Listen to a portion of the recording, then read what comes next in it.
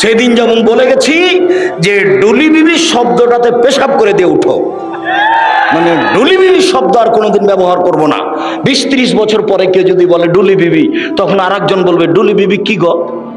তখন আমাদেরকে বুঝাতে হবে অনেক দিন আগে ডুলি বিবি প্রথা ছিল, বরের সাথে যুবতী মেয়েরা যেত ঢং করে সাজ করে, সেইটার নাম ডুলি বিবি। এখন এটা বাদ পড়ে গেছে।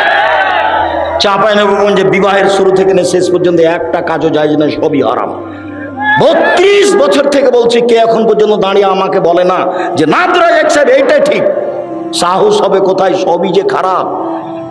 একটাও যে জায়েজ নয়, একটাও জায়েজ নয়। সবাই মিলে বউ দেখতে পারে না, এটা হলো হারাম। বায়না প্রথা, বায়না করে তার হাতে টাকা দিবে, এটা হলো হারাম।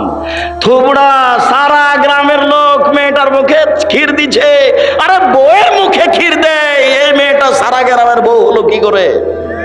তাহলে হিসাব বেটা গায়ে লাগে না কেন? গায়ে কি সবই পুজ? সবই পুজ নাকি একটু রক্ত নাই? আপনারা এসে ঠিক বলেছেন। আর নইলে এমন কথা বলেন কি করে? জবাব দিতে হবে। আমি জবাব দেওয়ার জন্য প্রস্তুত। এই নীতিতে শুধু প্রস্তুত নই, এই নীতিতে পেশাব করে দিতে প্রস্তুত।